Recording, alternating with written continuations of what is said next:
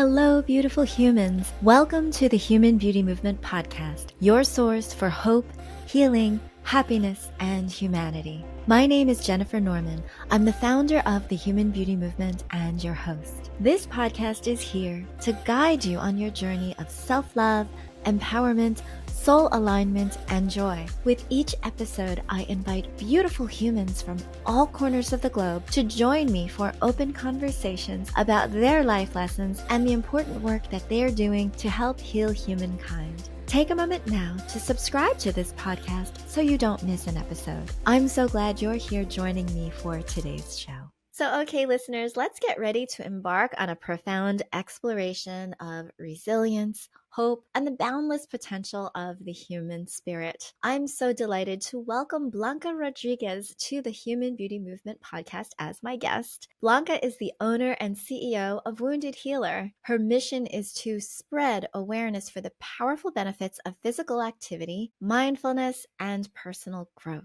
Blanca happens to be an accomplished fitness instructor and retired professional dancer who has dedicated her career to helping individuals get physical. She focuses on prevention, mobility, recovery, and wellness, and she's helped tens of thousands of individuals improve their quality of life. Through our conversation today, we'll uncover the essence of Wounded Healers, and we'll discover how our own adversities can become the catalyst for profound transformation and service to others. Blanca's insights will illuminate the path to embracing life's roller coaster ride with grace and courage, inspiring us to find beauty and purpose in every twist and turn. So with that, please join me in welcoming Blanca to the show. Welcome, Blanca. Thank you, Jennifer, for having me. What an honor and a joy it is for me to be here. It is a delight. So you have such a fascinating background. I would love if you can share your own personal journey that led you to become a holistic life coach and medical massage therapist.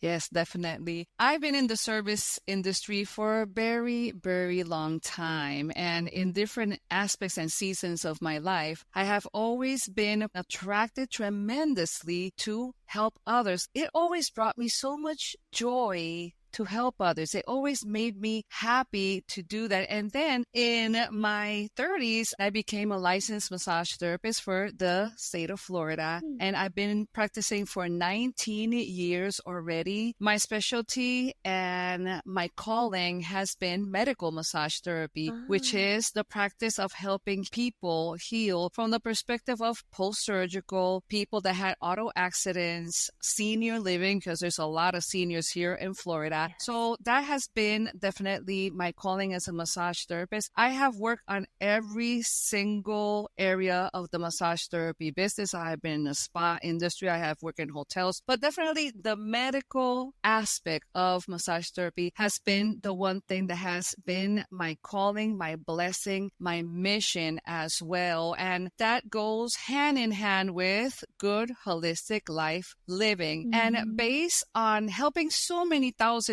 of people with their healing journeys, that's why to me it was kind of a no-brainer to become a holistic life coach, to go further and deeper into what the needs are, the individuals are, to live a better quality of life, no matter what age we are. And it's very important for the listeners to understand that no matter what age we are, we're always capable of change for the better. We're always capable of improvement, no matter in what situation we may be. And I am the best example and proof of it, because that I have been doing for a very long time. And I believe that unless we practice these things on ourselves, we cannot really profess and confirm to people how helpful it is to do these practices unless we practice it in ourselves. So yes, definitely, let's be living proof. And I'm sure as yourself, we really, really do practice what we preach. And that is why it's so important to be here with you, to spread the joy, spread the love, spread the hope that things really can get better, and no matter in which situation we are at.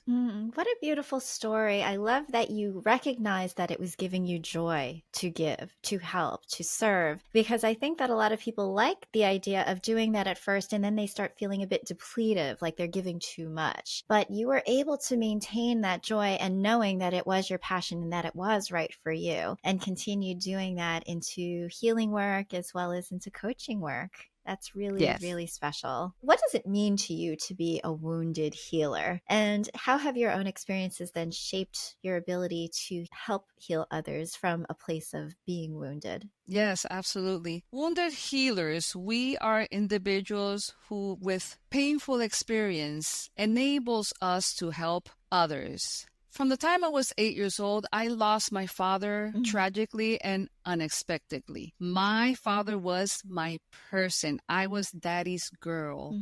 And that childhood trauma led me to many dark seasons in my life. I grew up in Puerto Rico, and back in the day in the Latino culture, this was the mentality. Shh.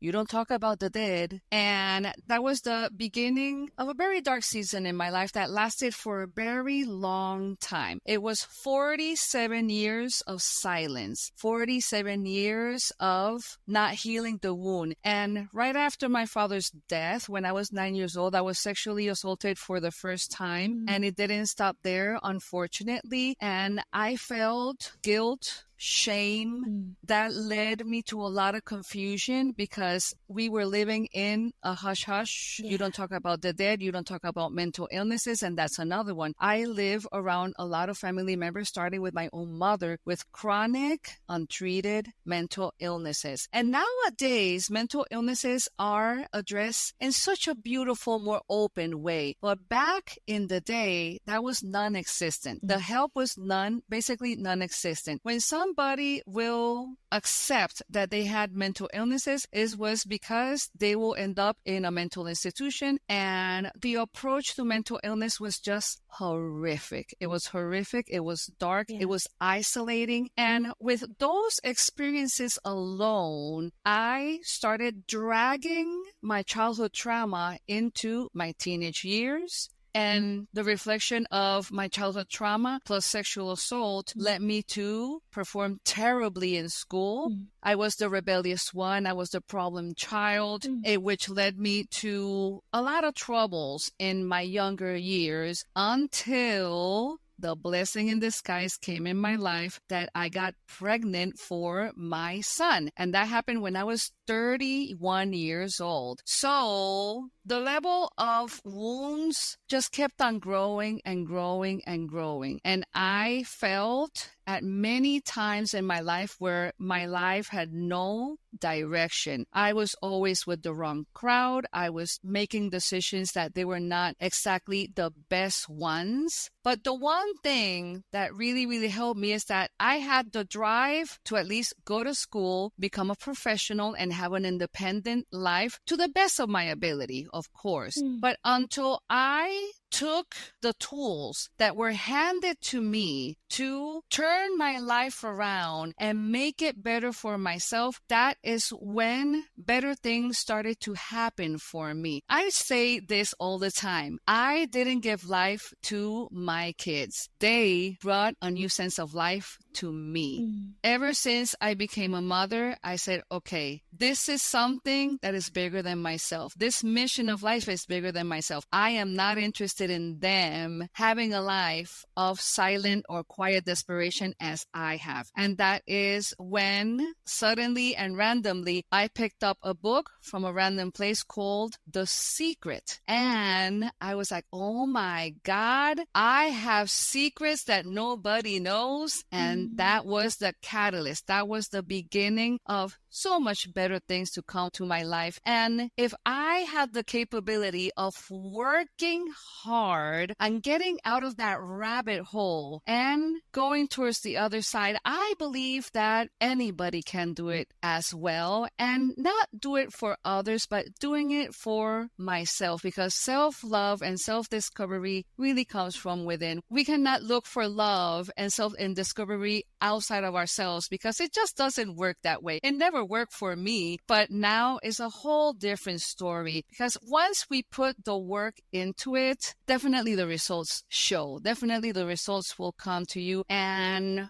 happiness will ensue. And let me tell you something, self-care is the best care there is. And when we take care of ourselves, everything else will just fall into place and will follow. That is a fact. Oh my goodness. What a beautiful story. And I think that the movie, the book, The Secret has probably transformed a lot of people's lives. It really opens the Yes. door. People now are very much expert in the law of attraction and positivity, positive thinking and manifestation. I mean, a lot of these things we hadn't heard of before. And it's true. I think that a lot of times we are only as sick as our secrets. We are only Absolutely. as ill as the shame that we shroud ourselves with when something happens and we don't address it overtly. We brush it under the rug and then it just sits there waiting to come and grab and just like show up at the most inopportune times. And it's usually under times of stress. And Absolutely. yeah, and until you're able to kind of shine a light on it and say, you know what, it was part of my situation and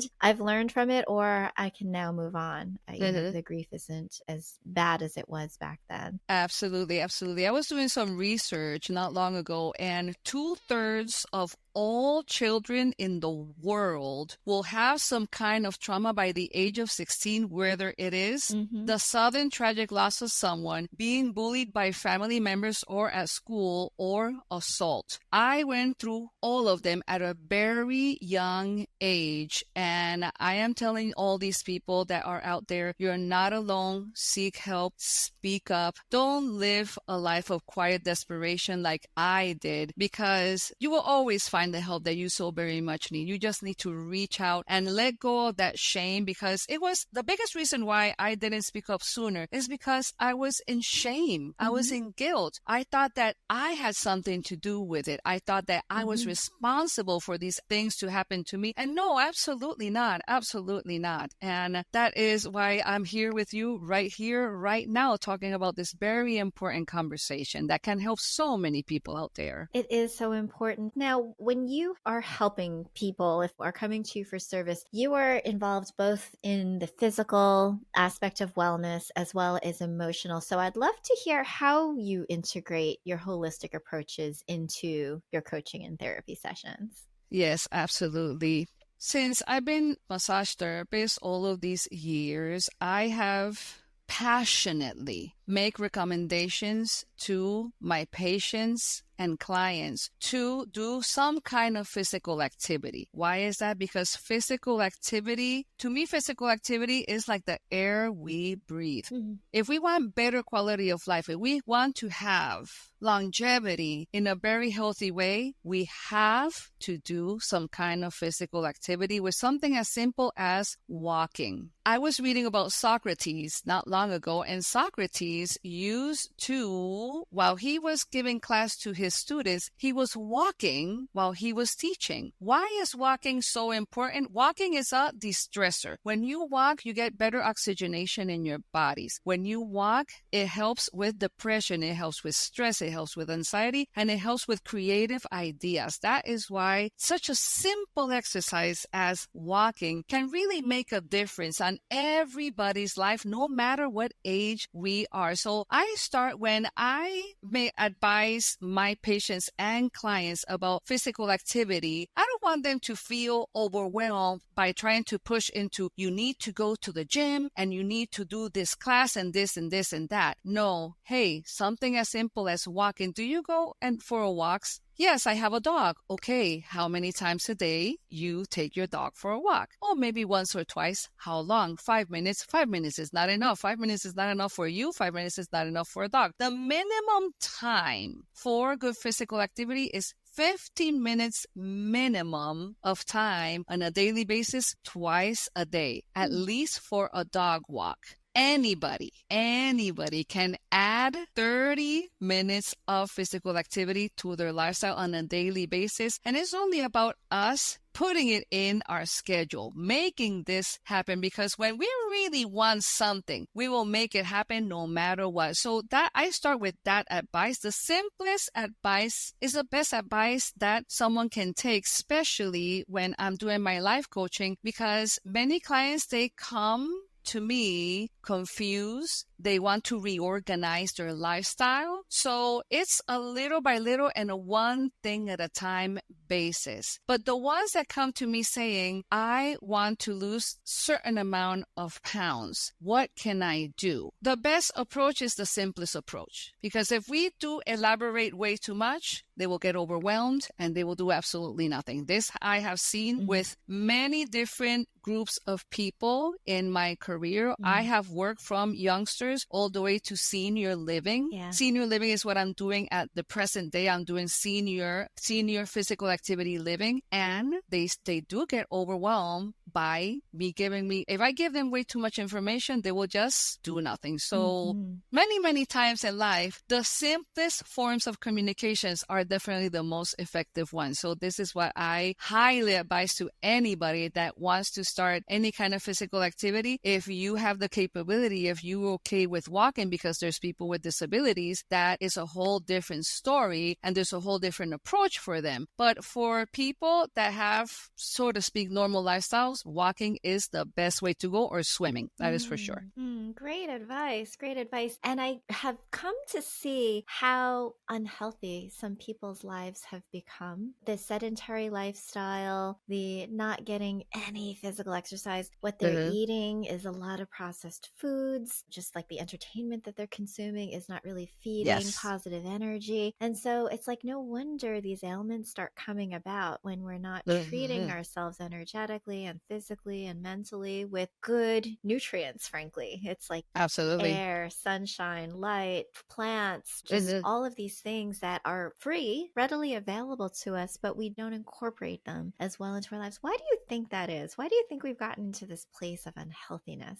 I mean, we live in the US, and the part of the American style, I'm from Puerto Rico originally, and part of the American lifestyle is like the more sedentary life is, the better off you are. The faster that you eat something, whatever it is, during the course of the day, you will waste less time on doing things that can be so beneficial for our bodies, rather than paying attention to our bodies first, and then the rest will follow. And this is what happens with a lot of different communities, and this goes to all age ranges. That is for sure. We are in a society that we are better off looking at a screen, looking at a phone, sitting down, not having any time of communication with anybody, rather than using our social skills, getting our bodies active, and eating healthier. A lot of people, a lot of my clients, many of them comes with the situation that they are overweight and they really want to lose weight. And when the moment that I say, well, you know that a proper diet is 80% what you eat and 20% physical activity, right? Their jaws drop to the floor. Oh, but I thought I was doing the right thing by not eating all day and just having one meal a day. And like, well, when do you have this one meal a day? Oh, at nighttime when I'm watching TV after a hard day's work, I just sit down, eat my meal, and I just want to fall asleep. Well, this is what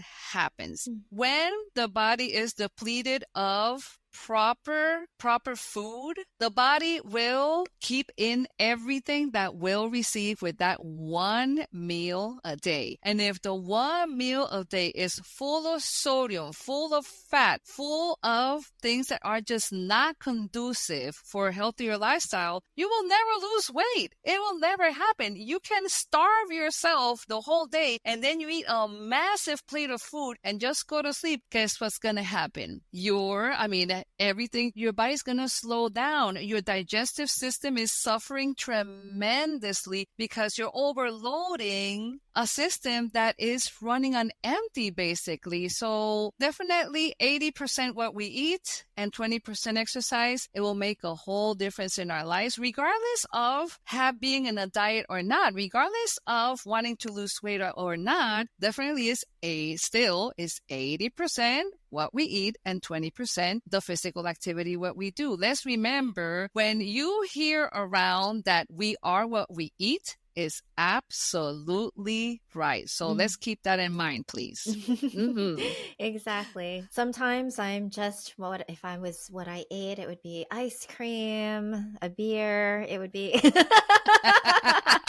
But luckily, I've gotten onto a better thing. I used to be a bit obsessive when I was younger. I was like one of those people that had some eating disorders when I was young and Yeah. came into a place where I became much more aware of how food would make me feel. I threw away the scale because I thought to myself, I'm just obsessing over the numbers rather than, and I was beating myself up by looking at the scale. And I think Mhm. just for my own mental and emotional well being, that unto itself was a very big win. I recognized that I was not as stressed Absolutely. out about gaining a number on the scale. Mhm. And I also started to understand what foods weren't really working well for my physical being. You know, which Mhm. ones made me jittery, which ones made me feel anxious, which ones made me feel hangry an hour later. And Yeah. for me, I resolved like more paleo keto kind of a Mhm. menu, and it also intermittent fasting where I'm not eating anything until maybe like afternoon, and it seems to Mhm. work for me. I do understand and see that I could probably do something more to increase energy just overall. Mhm. But yeah, it's not like a one size fits all thing, but the things that are just universal are getting up and moving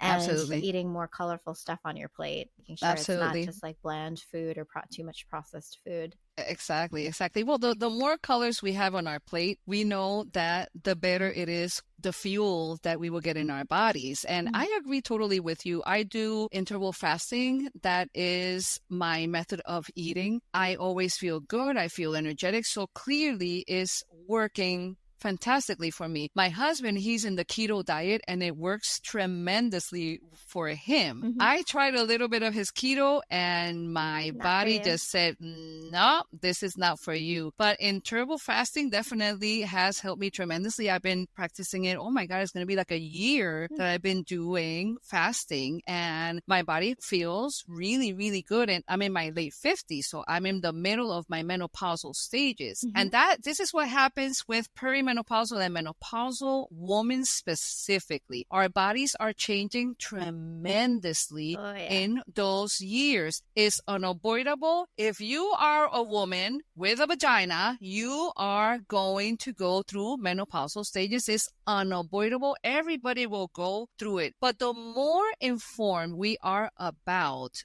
this process that can be kind of sometimes a very big blessing in disguise, the better it is to understand that we are going through hormonal changes, that our bodies are changing. And as our bodies are changing, so does the way we eat, the way we sleep, the way we live, every single aspect of menopause. It doesn't have to be this, oh my God, taboo like it Mm-hmm. was portrayed to be. Yeah. I remember when my mother had her menopausal stages, she was drinking a pill called Premarin. And this Premarin pill, I saw a documentary not long ago that it shocked me. Mm. Premarin, one of the ingredients of Premarin to deal with menopausal stages had horse pee. I am not Oh. kidding you. My jaw dropped. It's like my mother drank Premarin for her menopausal symptoms, not knowing of the horrific ingredients that this medication have. I haven't drank any kind of pill or medication for my menopausal stages. I have done it all based on exercising mindfulness, yoga, meditation, Mm. massage, and it has been really, really good for me. I hardly had any night sweats. Mm. I hardly have any cold sweats because night sweats happens, cold sweats happens. Mm-hmm. When I started this process, I was having some ups and downs with my emotions. But once I created that mindfulness, once I was very highly aware of where things were going, the more we pick up the tools and use them for our own benefit, the better we will feel. And massage therapy is one of those beautiful elements, can help us not only through menopausal stages, but any stage there is. That's why this very ancient practice is still here 3,000 years later. So it's a beautiful thing. I'm so intrigued. I've never heard of massage therapy for menopause or alleviation Yes. of menopause symptoms. Yes, yes, absolutely. What happens when massage therapy is done, the body goes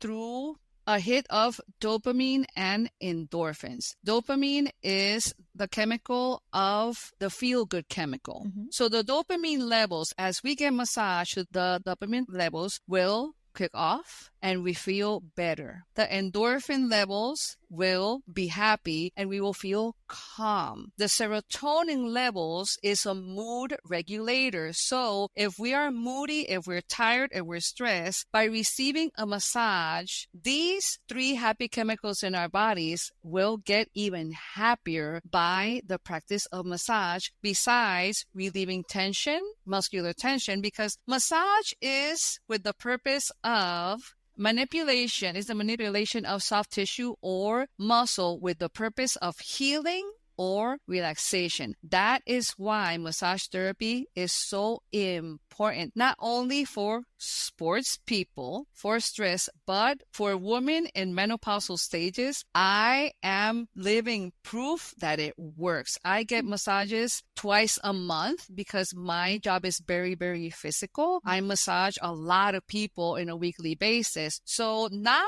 only for the benefit of my body resting and my muscles being better so I can keep the machinery going, Right. but for menopausal stages as well is highly, highly recommended because emotionally we will feel much better. Interesting. I had That's heard somebody say about massage therapy, it's great because you feel good in the moment, but does it have lasting effects? Not so sure. And so I was just curious about what your thought as a practitioner is on the benefits lasting longer, or whether or not you need to continue getting the hit of dopamine in order to actually feel better. It depends what we are doing on a daily life.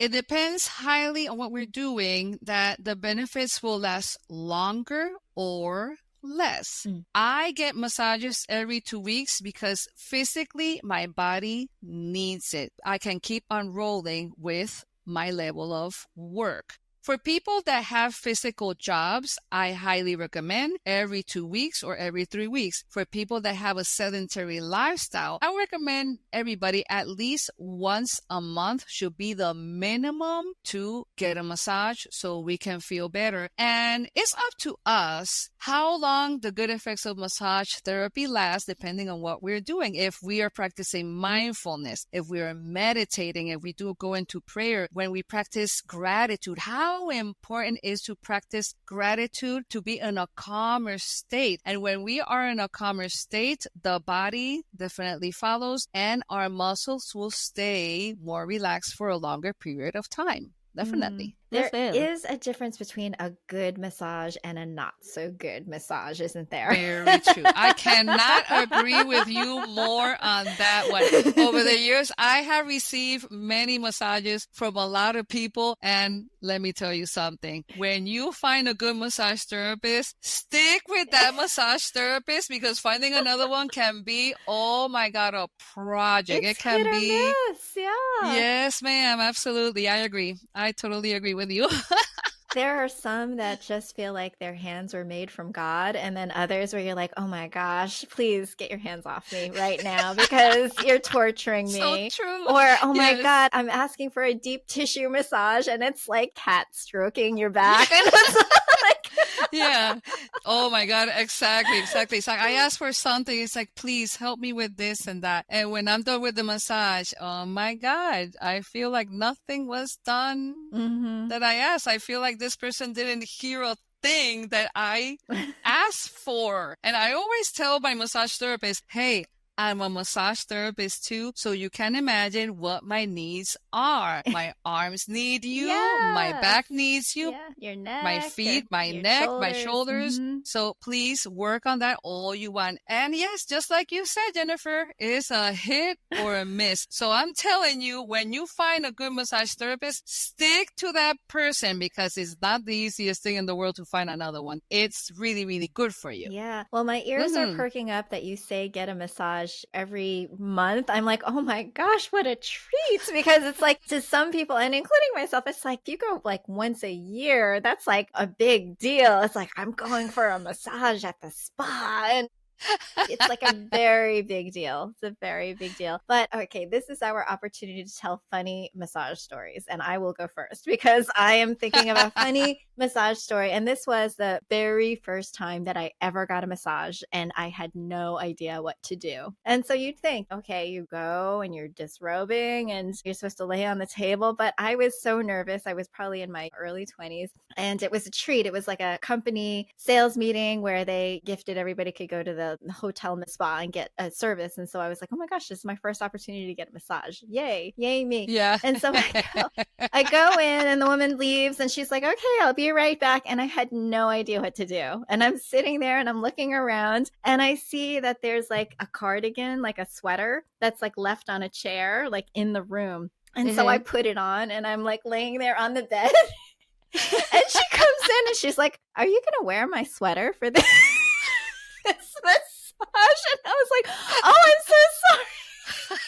I had no idea that wasn't what I was supposed to wear. Oh my God. Anyway, all right, your turn. Well,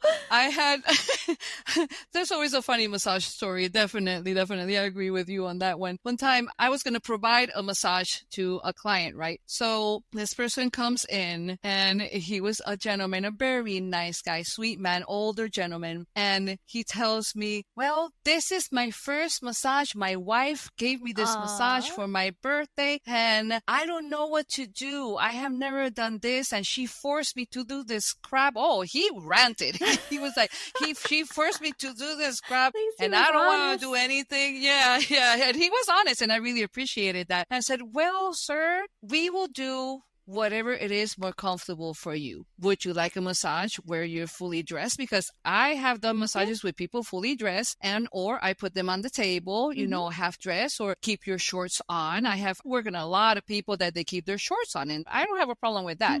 I go around their knees, that's for sure. And he tells me, but I don't like to be seen. My wife doesn't even look at me. I don't like to be seen. And I'm like, well, don't worry about it. This is what you can do. How's your back? Oh, I have surgery. And I asked him, can I look at your scar? He had a big scar on his back. And I said, well, in order for me to help you, I need you to remove your shirt and I want you on the table. I'm going to step outside. If you will like, you can remove your shirt, keep your shorts on, and I'll be right back. And you go underneath the sheet. Well, when I came back, he took his shirt off. He put it on his glutes area. The pants were underneath and his shoes were on still. And I'm like, well, this is getting interesting. And I worked with him around it, and little by little, I told him, would you like a massage on your feet? And he's like, well, my feet are hurting. Okay, so let's take off your shoes. I took off his shoes. I was very gentle and kind to him. Well, long story short, he became my regular client. That's great. And I worked on him until his passing. Yes, a few years later. Yeah, very sweet man. Rest in peace. And his wife was a lovely lady as well. How sweet. Yeah, he was funny. I was like, oh my God, this is a trip here, but it's so good. That is so good. Sweet. Oh my gosh. Yeah. Yeah, no, it's very intimidating the first time that you go and get a massage really can if you don't know I what agree. to do. Yeah.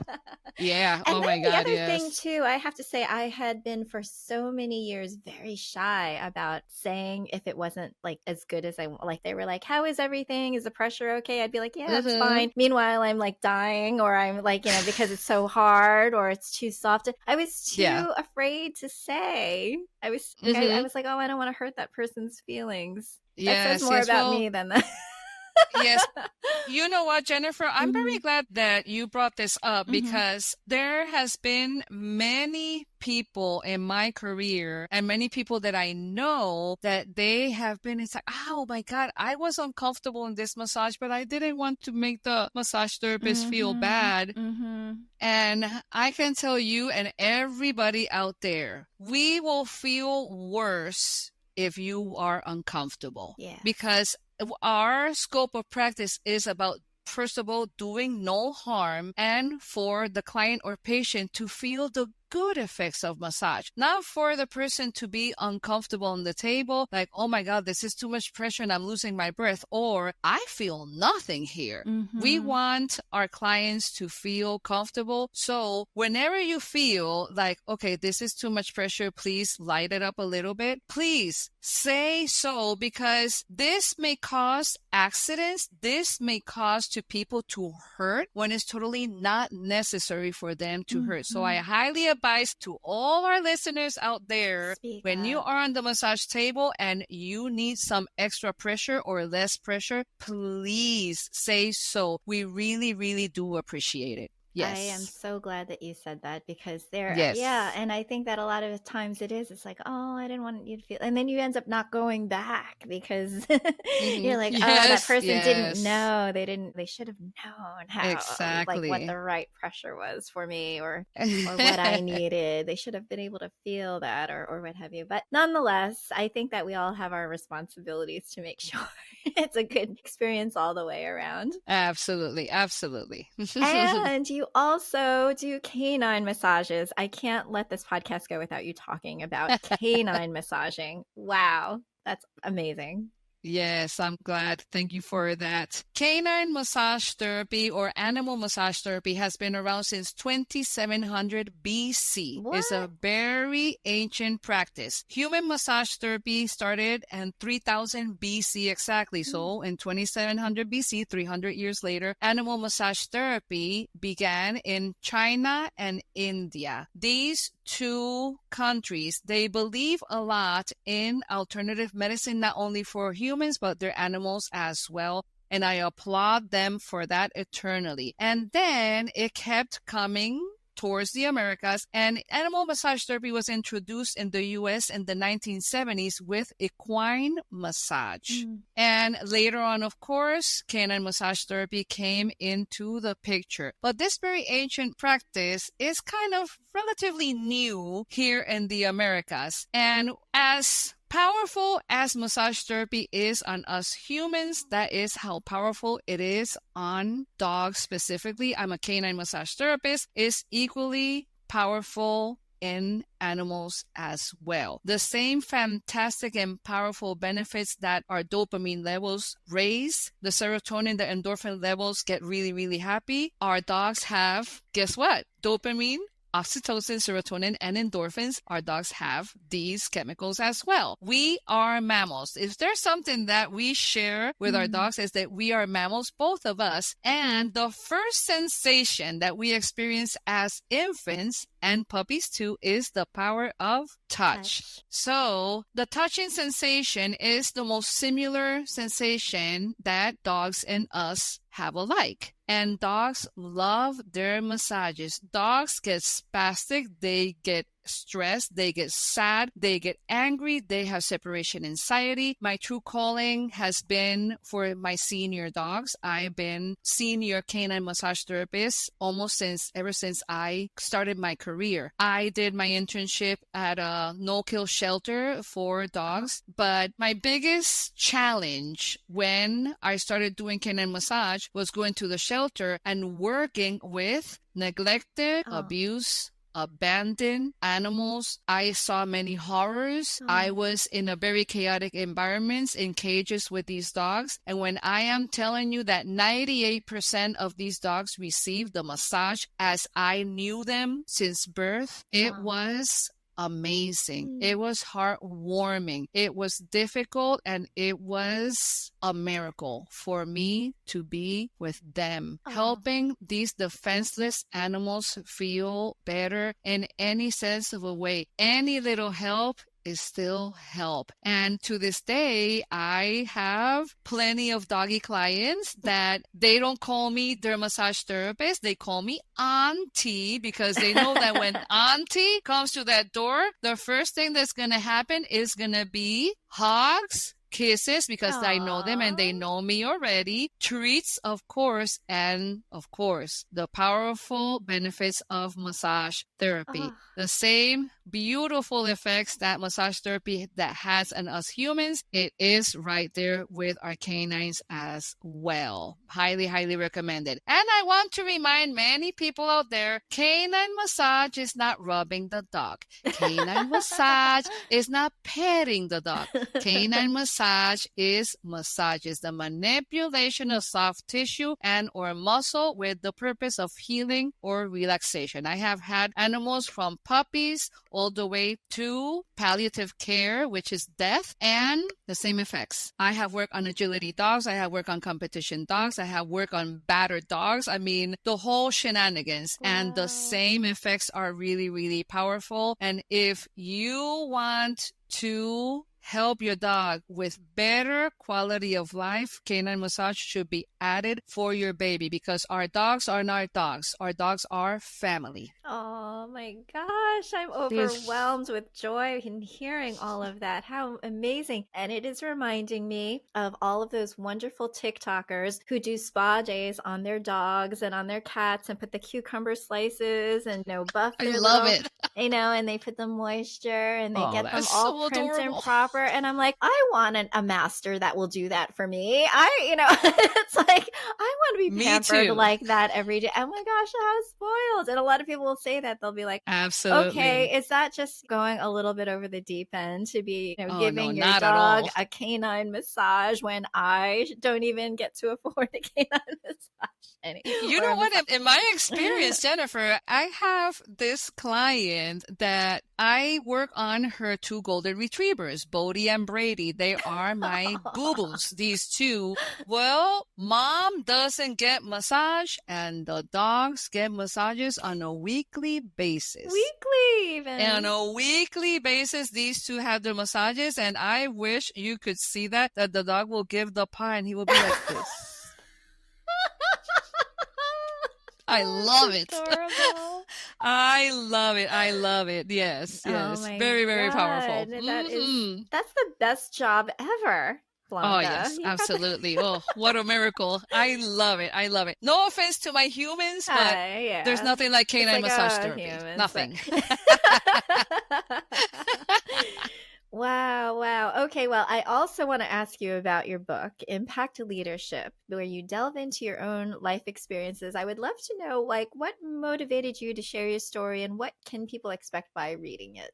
Impact Leadership with Blanca Rodriguez. I have it right here with me. Go. This book is available in Amazon Kindle and paperback as well. And this collaboration between me and 29 other authors from all walks of life from all over the world. And the purpose of this book, we can go down that rabbit hole. We can be on the worst of the worst, and there's still a way out. There's still a way to do better in life. And this is what Impact Leadership is all about. It's my story of being in the deepest of the deepest of the worst and still making it to the other side. There is many other authors in this book. One of them is multimillionaire, this self-made person, very powerful man. His name is Matt Morris. He's a giant in the network marketing industry. And he comes from living in his car.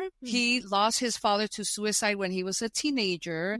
And he got out of that deep rabbit hole and he made it into life to the point that he is the owner of the publishing company for this book. That's how powerful this book can be for so many. And our stories, we have our similarities, and definitely is exactly that. No matter how bad our seasons in life can be, no matter how many dark secrets we may have, we can always make it to the other side with the proper help, with the proper tools. And sharing our stories is very important because the more we share, the more we will help others, raising awareness that in the worst of the worst, there's always a way out. Always.